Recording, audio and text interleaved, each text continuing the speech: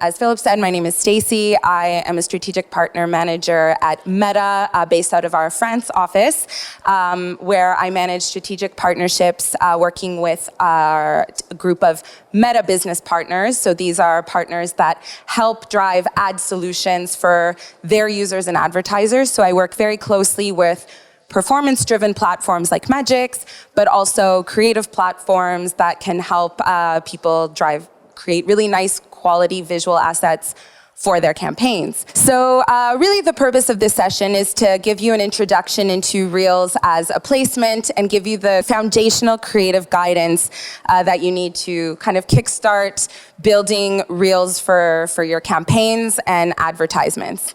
And I guess before I kind of dive in, just by a show of hands, who here has created a Reel before? All right, maybe about 30% of you, great. And how many of those people have actually gone and created a Reel for a specific ad campaign for a business? Even fewer, perfect. So this is why we're all here, and through this I'll walk you through some of the ways that you can start thinking about creating a really compelling creative. A lot of you might feel that you don't speak the language of Reels just yet, but in fact, you're probably already very familiar with some of the types of content that people are already using on Reels to drive ad performance. Yep, so to start off, I'll walk you through, this. Why are we paying attention to Reels in terms of this shifting environment when it comes to video and entertainment? Take you through how we at Meta think about the language of Reels on both Facebook and Instagram, different ways to structure the story that you're trying to tell for your brand, thinking about how you can partner with either creators or Meta business partners like Magix and Sparkle to create Reels for your different campaigns, and just really trying to get you to a better place upon the end of the session to feel more empowered to begin creating Reels on our platform. So before we kind of jump in, let's take a little bit of a step back and really just appreciate just how much the world of entertainment has really changed over the last few years. The video that you see here, it's not specifically a Reel, but it contains many of the similar qualities that a Reel has. One, it's you have a human that's front and center, holding the camera up, and kind of as she's spinning around, she's inviting us into our world. And so even though there's no story, plot, narrative, or script, the content that we're seeing is actually really compelling, and one of the main reasons why Reels content performs super well. These days, Reels has become really part of the cultural currency. Short form video has really taken off, and this is all because of the democratization that Reels provides. We've kind of seen this shift over the last decades where entertainment has become very democratic, starting with television years ago, but then with the rise of streaming platforms in the early 2000s to now, really anyone with a smartphone can create entertainment and have their content disseminated to millions and millions of people around the world. And one key differentiator between short form video that we're seeing now compared to mediums of the past is that it's relatively unvarnished and unpolished. You don't necessarily need high, big budgets and production to create content that really resonates with people. And so in this sense, Reels is a bit unique, and short form video is a bit unique across platforms in that it's pretty unpolished, but still is able to elicit an emotional response from the viewer. And of course, they're very entertaining as well. Really what we're seeing is just the sheer volume of reach that video is having in our everyday lives. There are 3.8 billion people that use Meta's platform products every single month, and about half of the time spent on our platforms are spent watching video. And in terms of Reels itself, this is a format that we've just seen really grow over the last 6 months. I think around 140 billion Reels are watched every single day, 2 billion Reels are shared every single day, and we've just seen this increase 50% over the last 6 months, and we expect to see this to continue. And because of this, brands, in order to drive performance, are trying to meet users where they already are and connect with their audience through this format to drive outcomes across their different campaign objectives. And It works really well. I mean, 2/3 of people that we surveyed said that they actually completed a purchase after seeing a product or a service in a reel. So this is a pretty compelling way for businesses of all sides to connect with their audience and drive conversions. From the measurement and the studies that we've seen, Reels really turns attention into action and drives performance across all different stages of the marketing funnel.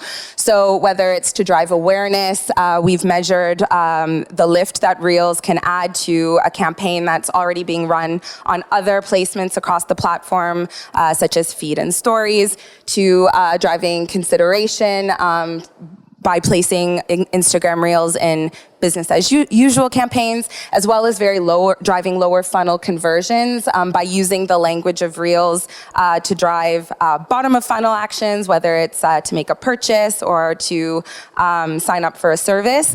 All across the different stages of the marketing funnel, all of our performance shows that adding Reels as part of these campaigns and as part of these objectives really drives performance. Now, one really important way to think about Reels is that it's not just a placement, but it's a language in of itself. And what do I mean by this? I mean that it's a system of communication that is native to the placement itself. And just like any language, anywhere, it's always changing, it's fluid, and it's shaped by the people that actually use it, whether it's building on top of it, remixing content, or adding new ways of interpreting content. Just like any other language, people who use Reels are really shaping the discussion around it and the way that people communicate. Based on a lot of the studies that we've done, where we've looked at what makes a Reels ad perform really well, there's 3 key components. They have to be entertaining, they have to be digestible, and they have to be relatable. So I'll kind of dive into a little bit about what we mean. So first and foremost, as I'm sure you've done when you've used Reels as a viewer, people come to Reels to be entertained. You know, unlike feed or stories where you're perhaps following your friends or following influencers, people come to Reels not to follow people, but because they're seeking entertainment. These are all great examples. The first one is an ad for Video Leap by Lightrix here in Israel, where they use kind of really funny, engaging audio voiceovers to capture the user's attention and entertain them. The second example from BMW Mini uses visual effects that, again, really capture the user's attention and entertain. And then the last one uses comedy. Let's see if this No more boring reels, no more boring reels, no more boring reels, no more boring reels, no more boring reels, no more boring reels, no more boring reels, no more boring reels, no more boring reels. I think we know what the message of the video is. I'm having trouble. Oh.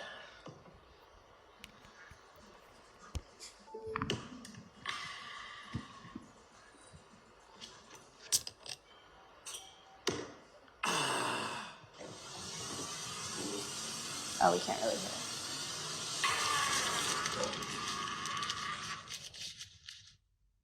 Basically, what they're doing here is this content looks like it's not necessarily from a brand. It's something funny and entertaining that is used and uses the audio to really capture the user's attention.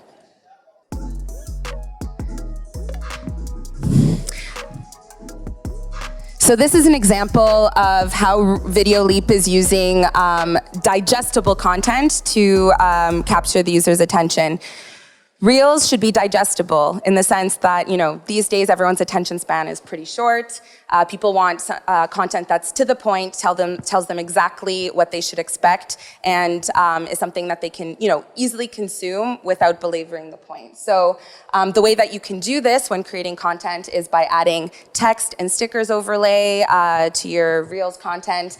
We've seen that 65% of organic Reels that are created are already using text overlay to communicate different segments of the messages that they want to put in their Reel.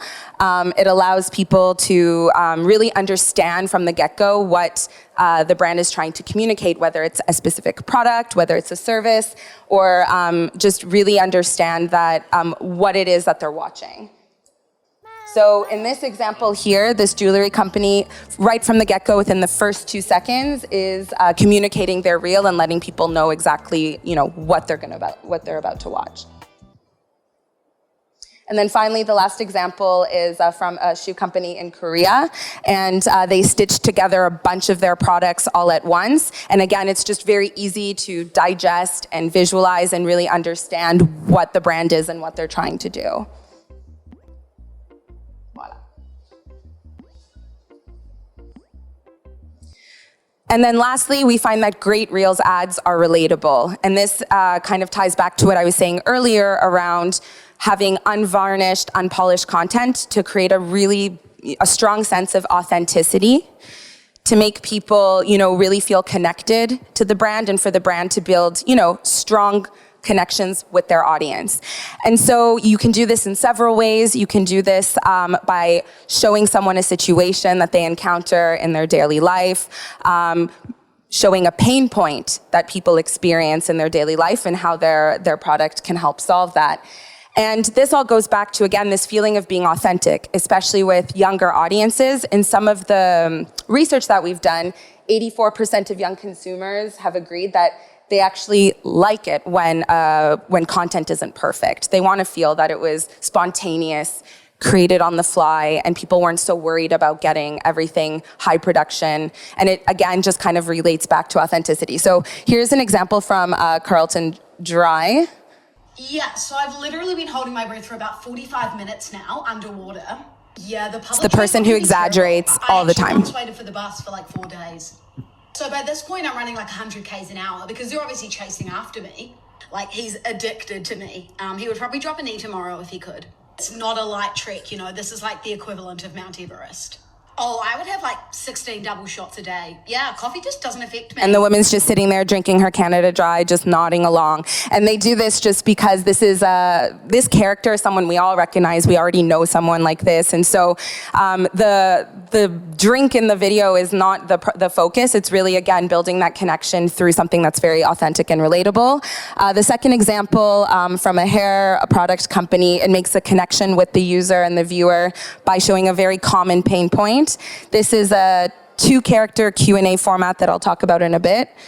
And then the last one is by a direct-to-consumer clothing brand where it's trying to convey that it's almost as if I bought this box from my best friend.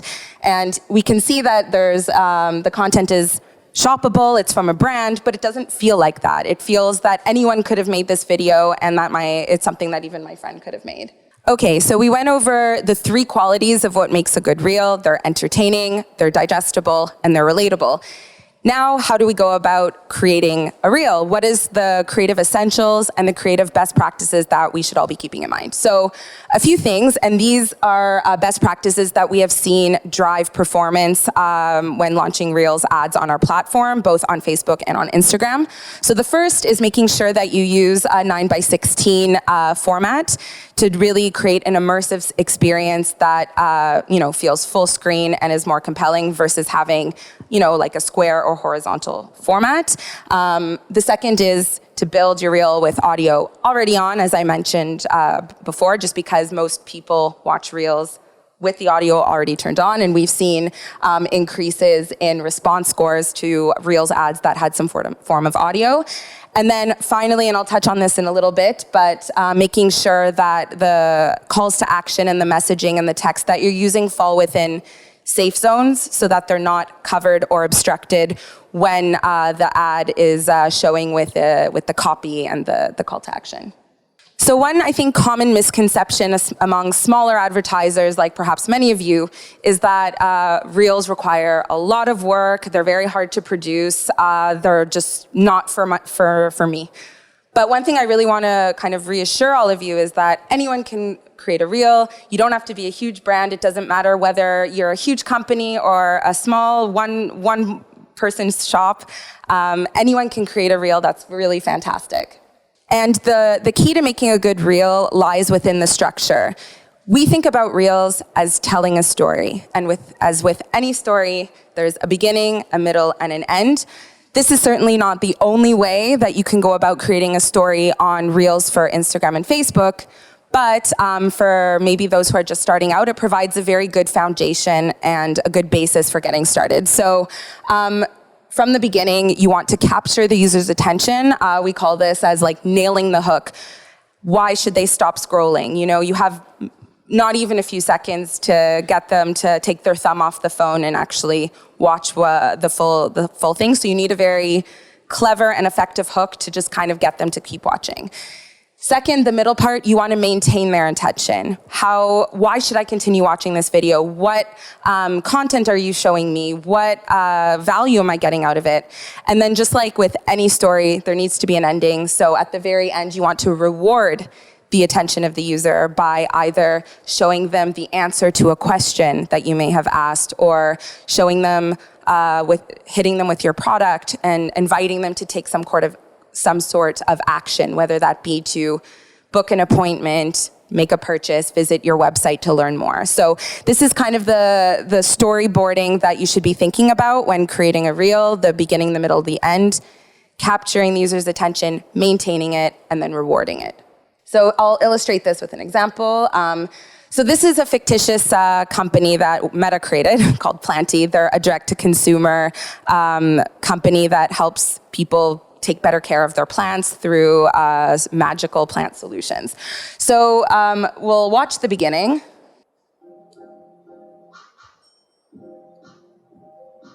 So we see here, our attention is captured right away. There's a fun transition with the music and the beat dropping, and the viewer immediately thinks, oh wow, maybe I can get my plants to grow like this. I'll keep watching. And in the middle, they're walked through, each of the steps are broken down in terms of how you can go about using that product. And the end, it's showing that it's actually using Planty and that you should go make a purchase. So it follows this beginning, middle, and conclusion framework. So within that framework, there's a few different story types that you can use, again, as the starting point for creating Reels content. And we'll go over some of these, and I'm sure many of them will seem very familiar for you, because a lot of them are storytelling methods that are already being used by everyday people organically. And so again, because we want Reels language to be very fluid and integrate well within the experience itself, we don't want Reels ads to feel like sponsored content, but rather content that corresponds to what everyone else is sharing on the platform as well. You don't always need to go out and shoot your own content. Many of the examples that I'll be showing you, whenever you see this adapt and edit, it indicates that the content that was used was either content that the brand already had from their website, product catalog, user-generated content. It wasn't something that they actually actively had to go out and shoot.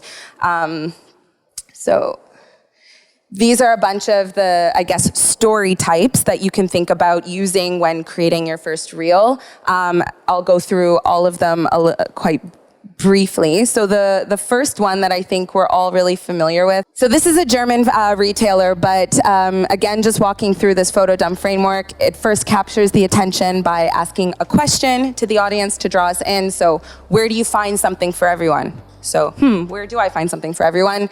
It then goes on to showcase all the different products that you can find on their website, and then rewards the user's attention with get everything cheaper at Outlet City. The next type of story type is the listicle. So this is an example from Sweetgreen. They're a salad chain in the US. But a listicle allows you to break up a lot of different product features that you might have from your brand into bite-sized pieces through text overlay and stickers, and kind of walk the user through your product that might require a lot of words to otherwise express. Here we have the types of, so walking people, again, this relates back to the relatability factor, walking people through the types of runners you see in the gym. This is for a sports company, for Pure Gym Fitness. So instead of like advertising their fitness gym and saying like, this is our gym, they're actually making a connection with the viewer by showing them the types of people you run into in the gym. And again, if you're into fitness or have gone to a gym, you can see yourself in these characters that they bring. We have transition sequences, which I'm sure you're all very familiar with, which breaks a video into different cuts. And at each cut, it adds a little bit of magic by doing a 180 on itself and taking the user somewhere else, either by showing a new outfit, a new product, a new scene. The Q&A is a really fun format. Instead of listing out different product features or qualities, you can reframe it as a conversation between two people Usually it's the same person who plays two different characters in the same reel. This is, it went back, this is a funny example. It's for a clothing brand, but they used a really well-known creator, Kishan Das, to kind of have a funny conversation around Indian arranged marriages. And then within each frame, you could see some of the item that he was wearing was tagged. So again, it's entertaining. You don't have to like understand why I need to buy these clothes, but I can watch a Q&A format reel and get a little bit of a laugh. And as I'm going through, I can see the different products that are used. You can think about doing a product demo, or as we like to think of it, demotainment. So instead of just showing how a product is used, you can do it in a really fun way. Demos work really well, especially when you have a product that people might want to actually see out of the box or see how something works. So this is a really great example from Displate. They used very clever videography and small little effects to draw us in. But we've seen that Reels ads that feature a product demo perform much better.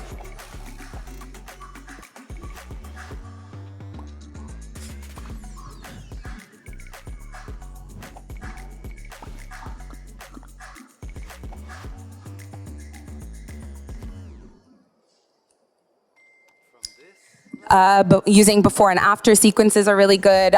We understand right from the get-go in this example here that, oh, they're showing me a before and after. I'm going to watch to the end and see as the reward what the result is here. This is another very common format, the POV, or the point of view, POV. I'm never sure how it's pronounced, so I just use all of them. This allows the user to feel that they're seeing something very exclusive behind the scenes from the point of view of a person. You can think of having a small tutorial and walking the user step by step on how to do something, build something. These are always very effective. In this example that I shared from our fictional brand Planty, it takes us through plant hacks on that you can do to make your plants flourish and grow instead of, again, just talking about a product. And then last but not least, we have the comedy skit for Carlton Dry. And you know, you can't go wrong when you're able to make people laugh or smile. Even if it's an ad, people immediately feel a connection with you. This is an example on how to yassify your beer drinking experience, and this is really funny. So we think we're having a typical boys' night with beer. No, but we're gonna yassify it. Just to kind of recap, I know that was a lot of information. I guess the main things that you can take away from this is first understanding that, again, Reels is more than just a placement, it's a language, one that is shaped by the people who use it and is always fluid and changing. But the common denominator that all high-performing Reels ads have is that they're entertaining, they're relatable, and they're digestible. To effectively create a Reels ad, just keep in mind the creative essentials, both around sizing format, audio, as well as the safe zones that I'll talk about soon. And then in order to bring it all together and tell a story, think about some of these storyboarding and format ideas that are familiar to people and that make them want to pay attention. Now, in some of the examples that we saw, not every brand used a creator. Anyone can make a reel. A lot of the time, it's people who work at the companies that star in these videos. But if you did want to work with a creator to take your content to the next level, you absolutely can. This is a tactic that works very well. In terms of getting started with creators, one reason why it works really well is that it's their professional job to be very active on our platform. So they're very familiar with the content. They know what works, they know what's trending at the moment, and can really build an even stronger connection with the viewers. I think 69% of online shoppers have stated that when they see a brand that's actually mentioned by a creator, they're more likely to buy it and they trust the recommendation much more than it's just with the brand. So working with creators can add a layer of credibility to the story that you're trying to tell. Here's an example of a Brazilian creator that Dove partnered with. They took a popular song around Drop It, and then used it in the context of letting your curls drop, and this kind of really took off and became its own little anthem.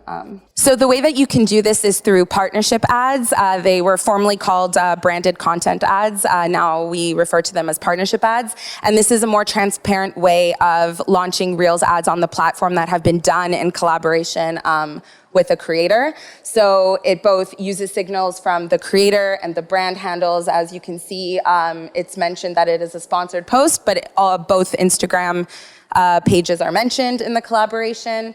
And it just creates better performance outcomes because it adds this layer of a human touch versus just showing a product, as well as transparency around the actual content itself.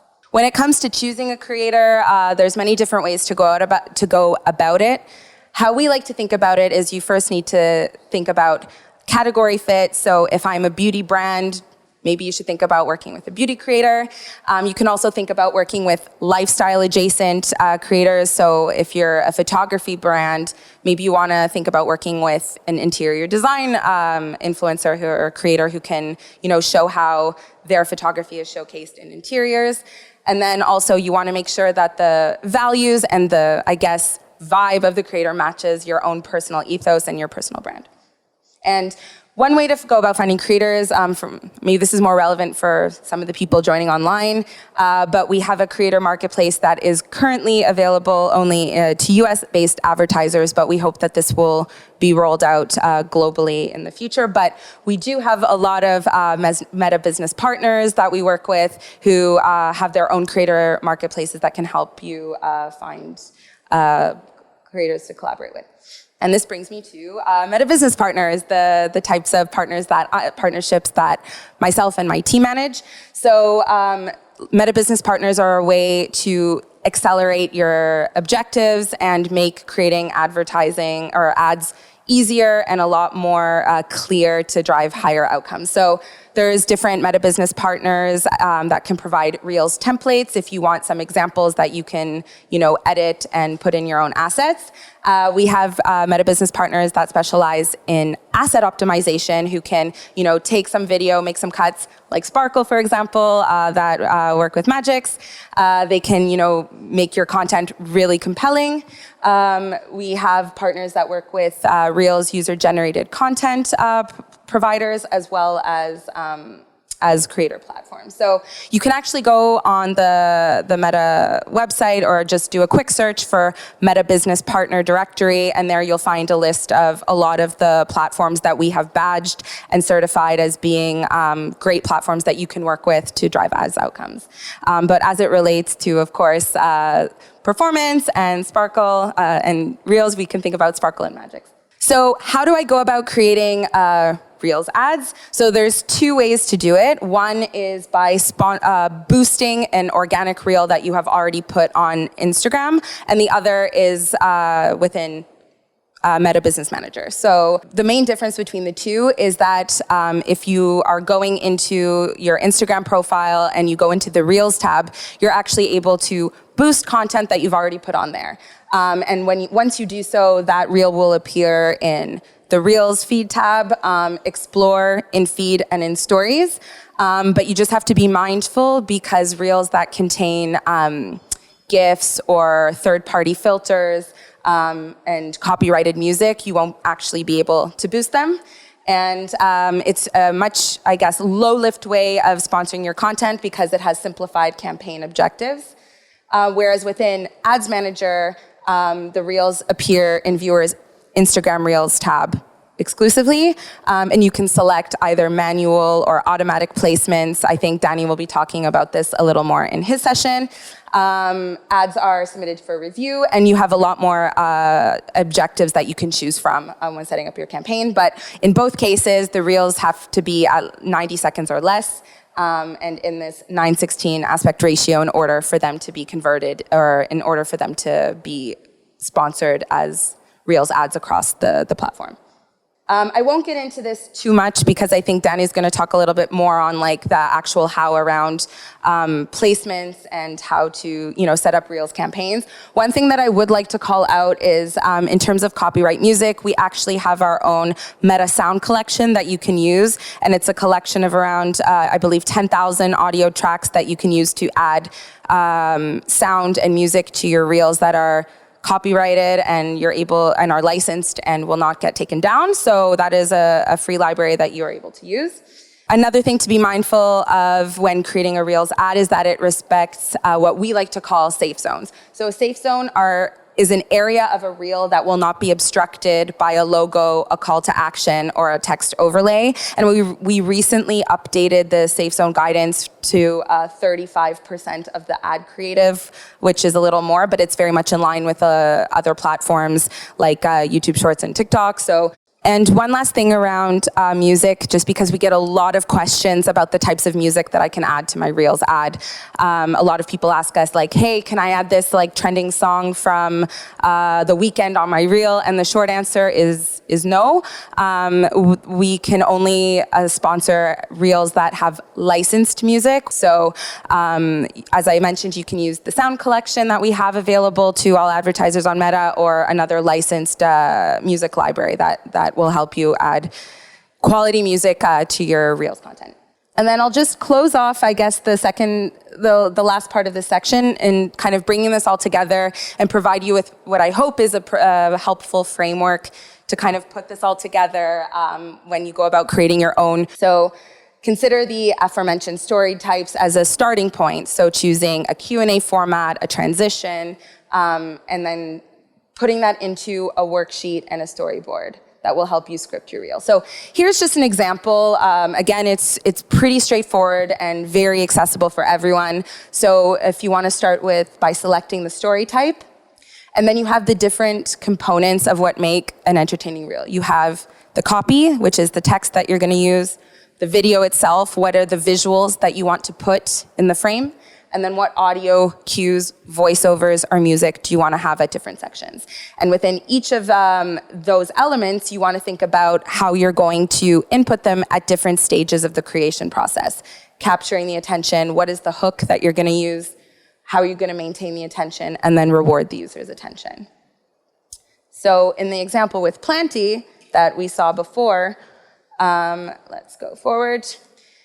They decided to use the before and after story type. So we want to, start with let the user know that if they keep watching, they're going to see some kind of exciting result at the end. And they're going to do this by capturing the user's attention with a text sticker that says, my plants before Planty. Oh, okay, so let me watch to the end so I can see my plants after Planty. And this walks through the different images and the different video frames that they're going to use.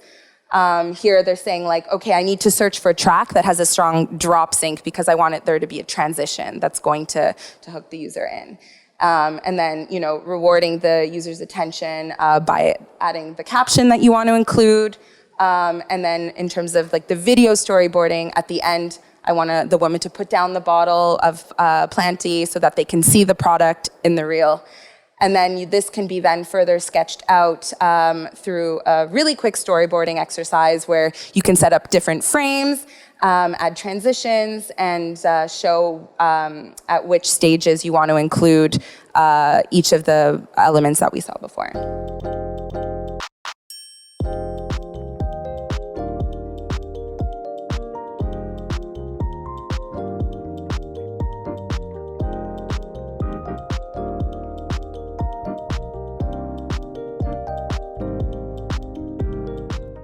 Now we can think about different prompts that you can use. Again, I won't go into too much detail here because we saw this earlier in the presentation as we walked through the different story types.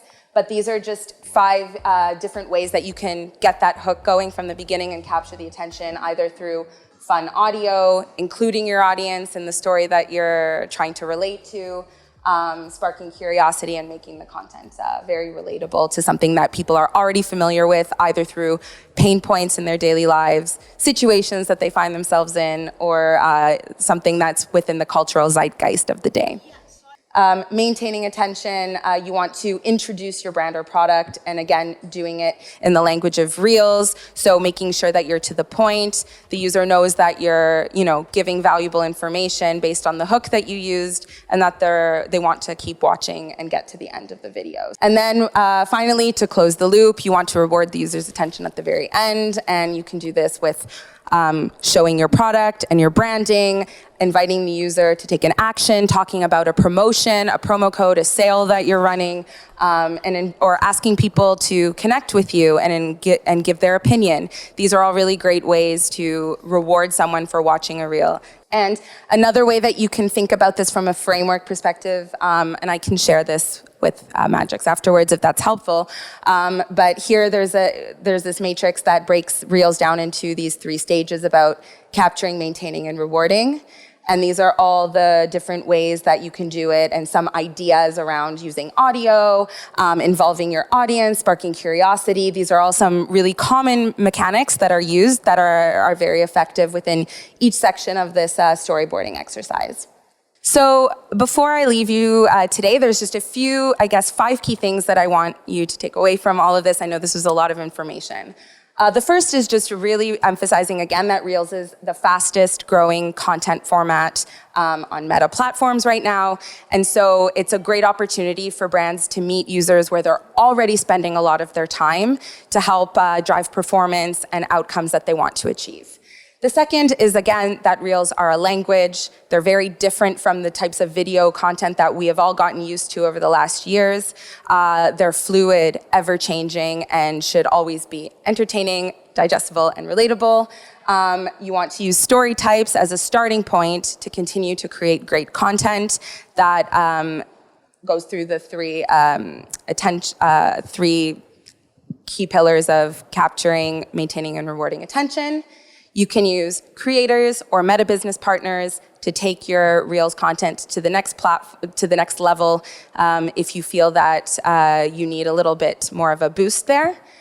And then lastly, you can do it. Anyone can make a Reel. You don't have to be a big production company to see results from creating Reels ads on the platform, and it's something that we should all feel really excited about and really empowered to do.